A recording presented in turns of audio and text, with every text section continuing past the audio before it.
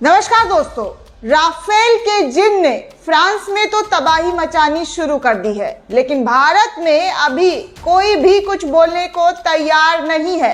सभी के मुंह पर ताला जड़ा हुआ है। राज्यसभा की टिकट पाने वाले माय लॉर्ड भी खामोश है, जिन्होंने राफेल डील पर फैसला सुनाते हुए फाइलों को बंद करवा दिया था। जी हाँ दोस्तों, माय लॉर्ड ने कई बड़े फैसले सुनाए थे अपने कार्यकाल के दौरान और इन फैसलों पर सरकार ने इनाम भी दिया था, लेकिन इनाम पाने वाले जज साहब अब फंसते हुए दिखाई दे रहे हैं। राफेल डील पर फैसला सुनाने वाले माननीय सुप्रीम कोर्ट के पूर्व चीफ जस्टिस और वर्तमान में राज्यसभा के सांसद रंजन गोगोई ने इस मामले पर कुछ भी कहने से इनकार कर दिया है।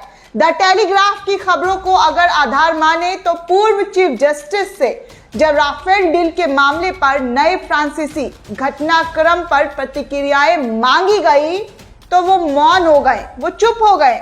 जैसा कि आप सभी को मालूम है कि साल 2018 में राफेल सौदे की जांच के लिए दायर याचिका को जस्टिस रंजन गोगोई की अध्यक्षता वाली खंडपीठ ने खारिज कर दिया था।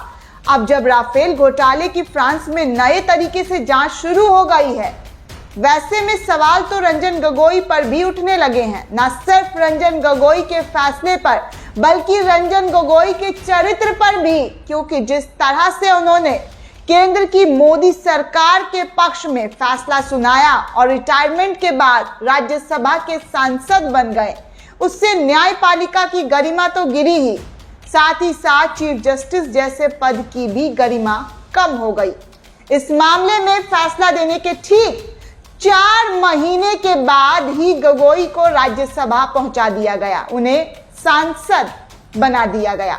देश के जाने माने वकील प्रशांत भूषण ने भी राफेल डील में भ्रष्टाचार के मामले पर सुप्रीम कोर्ट में एक पीआईएल दाखिल किया था और इस डील में जांच की मांग की थी, लेकिन जस्टिस रंजन गोगोई ने इस बात से इनकार कर दिया और याचिका को खारिज कर दिया था। केंद्र की मोदी सरकार और भाजपा के लिए ये एक जश्न जैसा फैसला था। जैसे ही 2 दिन पहले फ्रांस में इस मामले की जांच के लिए एक जज की नियुक्ति हुई, वैसे ही भारत में भी राजनीतिक उथल पुथल तेज हो गई। कांग्रेस नेता से लेकर तमाम विपक्षी दल एक बार फिर से मोदी सरकार पर हमलावर हो गए हैं और तरह तरह के सवाल उठा रहे हैं। कांग्रेस प्रवक्ता पवन खेड़ा ने भी इस मामले पर सवाल दागते हुए कहा कि ये कैसे हो सकता है कि जब किसी सौदे में 2 पक्ष शामिल हो और एक तरफ इसकी न्यायिक जांच शुरू हो गई तो दूसरा पक्ष अब चुप क्यों है, चुप क्यों रह सकता है? कोई तो जवाब दे, कोई तो जवाब होगा। पवन खेड़ा ने यह तक कहा कि हम पहले से कहते आ रहे हैं कि यह पूर्ण रूप से भ्रष्टाचार का मामला है। कांग्रेस प्रवक्ता पवन खेड़ा ने रविवार को एक पार्टी कार्यालय में प्रेस कॉन्फ्रेंस किया था। इसमें उन्होंने एक दूसरे मामले में ईडी द्वारा गिरफ्तार बिचौलियों जैसे बरामद हुए कागज का हवाला देते हुए यह तक कहा कि ईडी ने उस कागजात का क्या किया हमें नहीं मालूम है, लेकिन फ्रांस ने ही उन कागजों का हवाला देते हुए अप्रैल में यह खुलासा कर दिया था कि गिफ्ट्स दिए गए हैं। करोड़ों करोड़ रुपए इस कथित मिडलैंड में यानी कि बिचौलियों को दिए गए हैं। करोड़ों रुपए खर्च हुए हैं इस डील के लिए। राफेल की डील में दिए गए। वही राफेल घोटाले को लेकर मोदी सरकार पर लगातार हमलावर रहे कांग्रेस के पूर्व अध्यक्ष ने यानी कि राहुल गांधी ने चौकीदार चोर है के बाद एक नया नारा दिया है।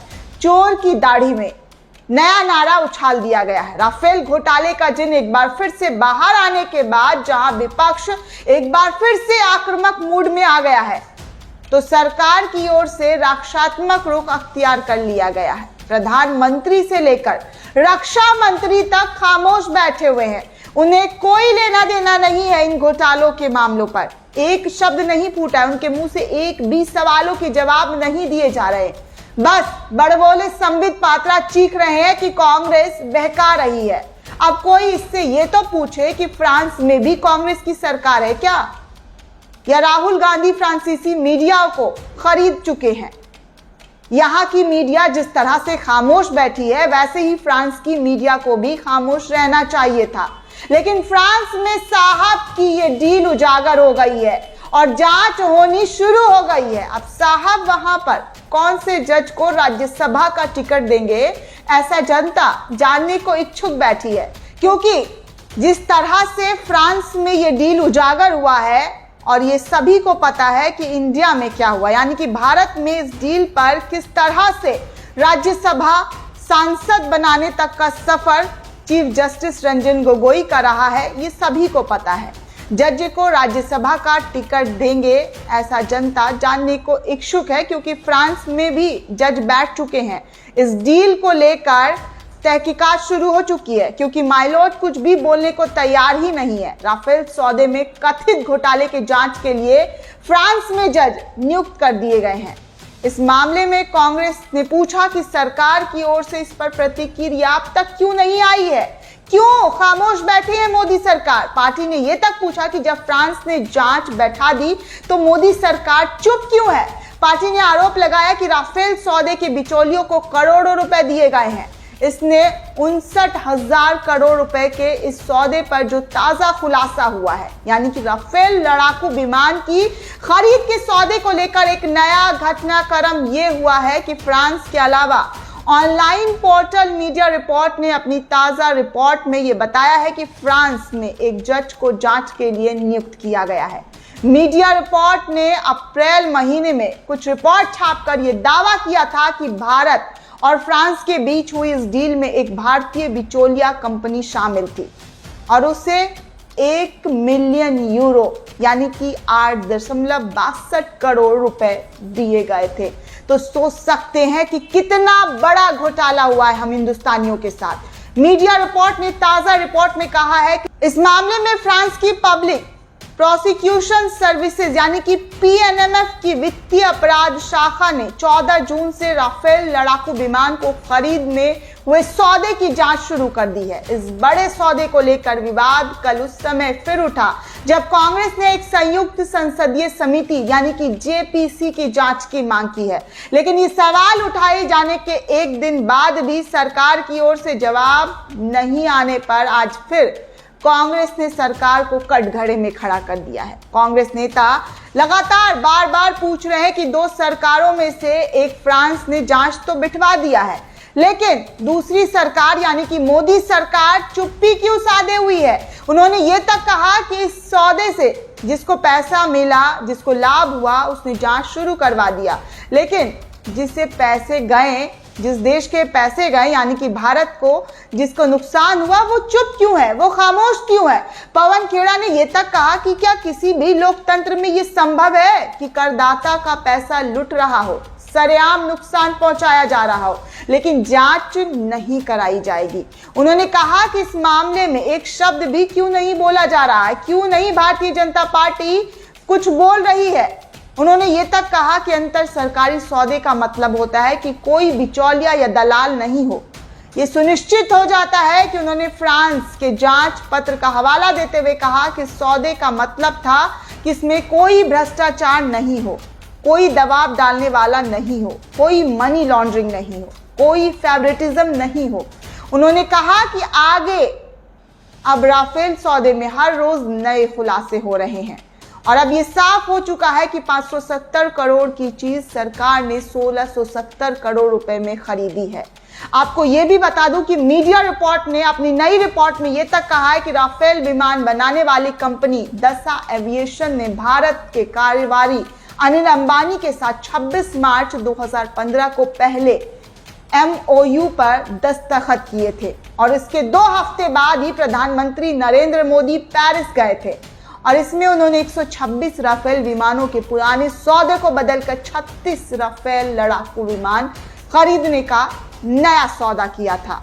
126 से 36 पहुंच जाता है और उसका कीमत कितना होता है ये आप सभी जान रहे हैं। ये मामला 2018 से ही तूल पकड़ता हुआ दिखाई दे रहा है। भारत और दत्ता एविएशन के बीच 126 राफेल लड़ाकू विमान के सौदे और इस बनाने को लेकर बातचीत चल रही थी, लेकिन 10 अप्रैल को अचानक से 2015 को प्रधानमंत्री नरेंद्र मोदी ने पुराने समझौते को रद्द कर देते हैं और ऐलान कर देते हैं कि अब 36 विमान ही खरीदे जाएंगे। इसके बाद जून 2015 में रक्षा मंत्रालय ने आधिकारिक तौर पर 126 लड़ाकू विमान खरीदने की निविदा वापस ले लेती है और दूसरी डील फ्रांस से कर बैठती है। तो आप सोच सकते हैं, वो भी दिवालिया कंपनी, और अचानक से मोदी सरकार दिवालिया कंपनी अनिल अंबानी के साथ ये डील करती है और इस डील में कई ऐसे राज खुलते हुए अब दिखाई दे रहे हैं जिसका भारत सरकार के पास कोई जवाब नहीं है। जिस तरह से मोदी सरकार ने ढोल नगाड़ा पिटवाया था कि उसने 36 विमान खरीद लिए, 126 की जगह 136 विमान खरीदे जाते हैं, वो भी किसके पैसे पर? हम हिंदुस्तानियों के पैसे को पर। वो भी किसके पैसे पर?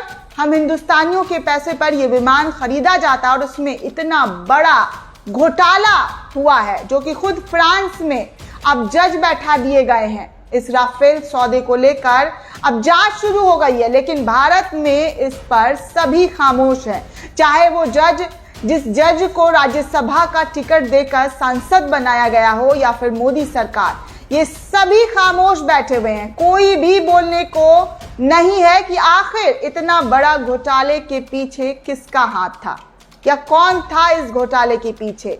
किसका खौफ सता रहा है सरकार को, क्योंकि ये सरकार तो भ्रष्टाचार मुक्त भारत बनाने की बात करती रही है और जब इतना बड़ा भ्रष्टाचार का आरोप इस सरकार पर लग रहा है तो ये सरकार क्यों खामोश बैठी है? जवाब तो जनता को चाहिए ही, और जवाब लगातार जनता पूछ रही है कि आखिर सरकार खामोश क्यों है? सरकार जनता के सवालों का जवाब क्यों नहीं दे रही है? लगातार जनता ऐसे सवाल कर रहे हैं, सरकार से पूछ रहे हैं, लेकिन सरकार खामोश बैठी है। इस वीडियो को लेकर आपकी क्या राय है हमें कमेंट सेक्शन में जरूर बताएं। साथ ही साथ द नेशन को सब्सक्राइब करना बिल्कुल भी ना भूलें।